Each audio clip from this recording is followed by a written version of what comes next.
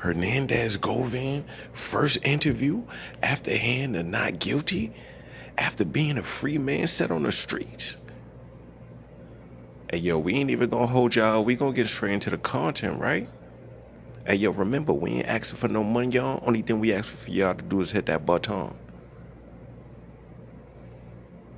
Don't let this shit go over your head. Remember, like, comment, share the content, subscribe to the channel so we get into the algorithm. Hey, yo, hit that like, because I'm about to take y'all on a hike. And if y'all 10 toes down, hit that notification bell so you can always stick around.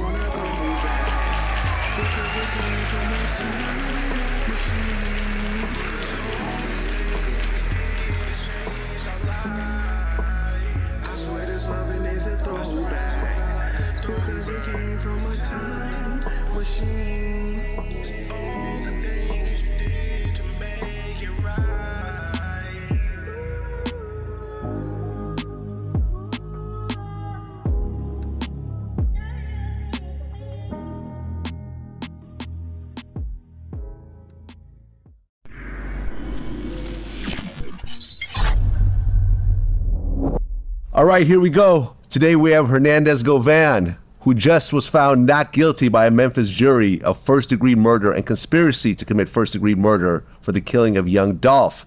Today he joins us to do his first interview after the case. Hernandez, welcome to Vlad TV. Appreciate you for having me. Well, me and you have actually been talking for a while. Correct. And we were supposed to do this interview a while back, but then things kind of went haywire, so here we are today. So I want to start at the very beginning. Born and raised in Memphis? Correct. Now, you got into a lot of trouble over the course of your life.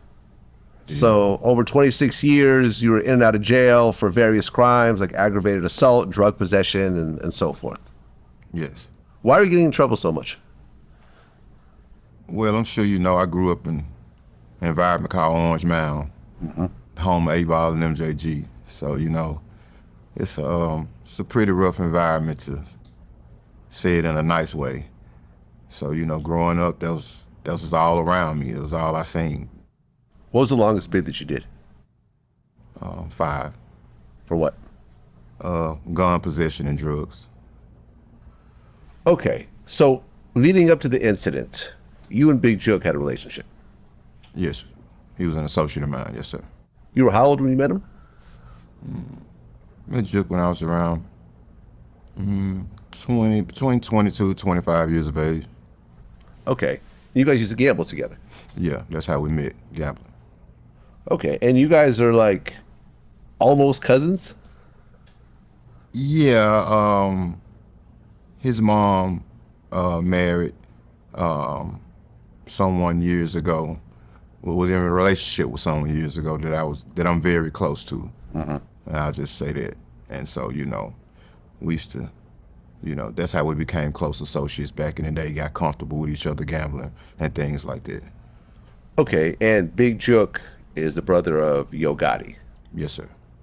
Now, what's your relationship with Yo Gotti? I don't have a relationship with him. I never met him, never did any business with him whatsoever.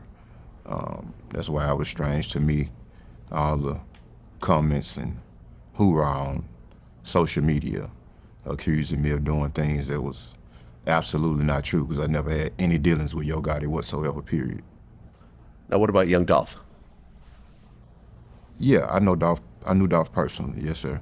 We did business years ago before he actually blew up. He was rapping at the time, but he hadn't blown up yet.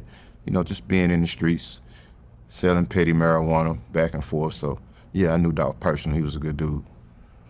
Okay, and you also had a relationship with Daddy O, who's the owner of Paper Out Records. Correct, yes, okay. Sir. What's that relationship about?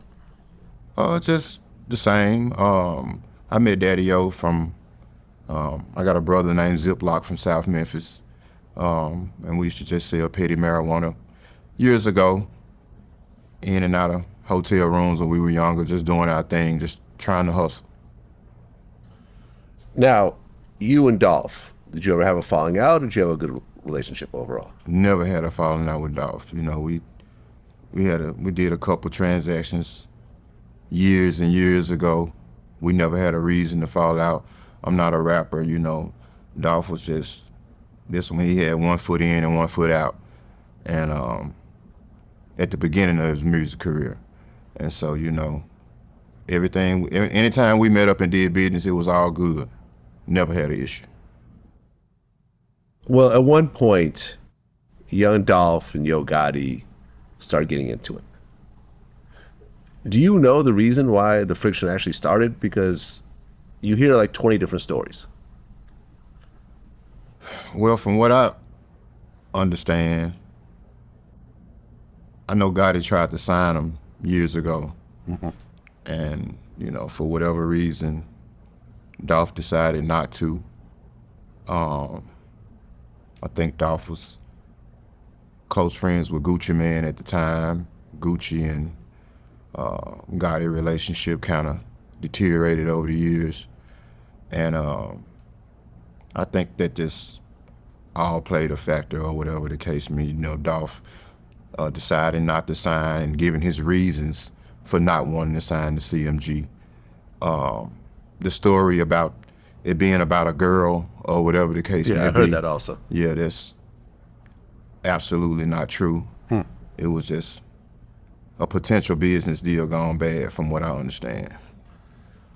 Well, you have rap beefs where people do diss records against each other, but in this case, it escalated into actual violence. Dolph got shot up in LA at one point, and then he was in a bulletproof car. They got shot up, you know, down south at a later point. So there was just a lot of chaos that was happening during that time. From your point of view, like, you don't know Gotti, but you're friends with Jook, and you also know Dolph. What did you think about these things escalating in Memphis and all over the South? Well, you know, actually, you know, when you sit back and you analyze everything, you know, and just giving my honest opinion on it, and I mean, numerous of other people have said what I'm about to say. I don't think you can go find one song where you hear Yo Gotti dissing Dolph. It was more so Dolph every other song he dropped, he was mentioning Gotti and Jook, and sometimes his family. And so I think that kind of lit the fire to it, escalated it, or whatever the case may be. I do know of a situation, not the name drop, but we got a very well-known, respected NBA player from our city that wanted to see the beef end. He reached out to a well-respected club promoter in Memphis, Tennessee, and asked him to reach out to both parties and try to dead the beef. Well, he reached out to Gotti, and Gotti was all for it. He was open to having a conversation with Dolph, possibly meeting up to put an end to it. When this particular club promoter reached out to Dolph, Dolph said, "Fuck no," hung up the phone in his face and blocked him. He didn't want no parts of squashing it, and I'm just being honest about the situation. So, you know, I say that to say that all of this could have been avoided if egos wasn't in the way. Hey, yo, I ain't gonna hold y'all up, man. I'm gonna catch y'all next video. You heard?